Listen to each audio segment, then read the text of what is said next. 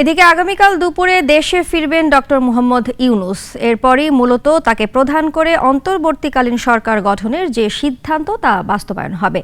বৈষম্য বিরোধী ছাত্র আন্দোলনের সমন্বয়করা বলছেন, আজ রাতের মধ্যেই নতুন সরকারের বাকি সদস্যদের নাম ঘোষণা করা হবে। আব্দুল্লাহ শাফির প্রতিবেদন। পদত্যাগ করে শেখ হাসিনা পলায়নের পর এই 2 দিন কার্যত কোনো সরকার নেই দেশে। সেনাবাহিনী দায়িত্ব নেয়নি কিংবা সেনা সমর্থিত কোনো সরকার ছাত্ররা মেনে না নেওয়ায় মূলত এই অবস্থা তৈরি হয়েছে। তবে পুরো পরিস্থিতি সামাল দিতে মাঠে রয়েছে আন্দোলনকারী ছাত্র জনতা। পাশাপাশি অন্তর্বর্তীকালীন নতুন সরকার নিয়েও চলছে কাজ। ইতিমধ্যে রাষ্ট্রপতির সঙ্গে কয়েক দফা বৈঠক করেছেন বিভিন্ন রাজনৈতিক দলের নেতারা, 3 বাহিনীর প্রধান ও বৈষম্য বিরোধী ছাত্র আন্দোলনের 13 সমন্বয়ক ও শিক্ষক সমাজের প্রতিনিধিরা।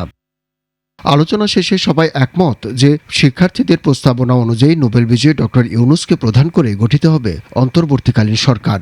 সরকারের মেয়াদ এখনই ঠিক করা হয়নি, ওইটা আমাদের এই ছাত্র জনতা, আমাদের যারা সমন্বয়করা, ওনাদের প্রস্তাব ক্রমে ডক্টর মোহাম্মদ ইউনূসকে তত্ত্বাবধায়ক সরকারের প্রধান হিসাবে আমাদের রাষ্ট্রপতিও সম্মতি জানিয়েছেন। এই সরকারের মন্ত্রিসভায় কারা থাকছেন কিংবা সরকারের মেয়াদি বা কতদিন হবে তা নিয়েও চলছে নানা গুঞ্জন। সোশ্যাল মিডিয়ায় বিশিষ্টজনদের নাম সম্বলিত বেশ কয়েকটি তালিকা প্রকাশ পেয়েছে, যার কোনো সত্যতা নেই বলে জানান ছাত্র সমন্বয়করা। আমরা সকল প্রতি আহ্বান থাকবে এই ধরনের লুটপাট হামলাকে রুখে দিবেন এবং যারা সংবাদকর্মী আছেন তাদের প্রতি সর্বোচ্চ সহযোগিতা করবেন। গতরাতে তারা জানান 24 ঘন্টার মধ্যেই অন্তর্বর্তীকালীন মন্ত্রিসভার অন্য সদস্যদের নামও ঘোষণা করা হবে। আগামীকাল দুপুরে ডক্টর ইউনূসের ঢাকায় পৌঁছানোর কথা রয়েছে। এরপরই শুরু হবে মূলত নতুন সরকার গঠনের আনুষ্ঠানিকতা।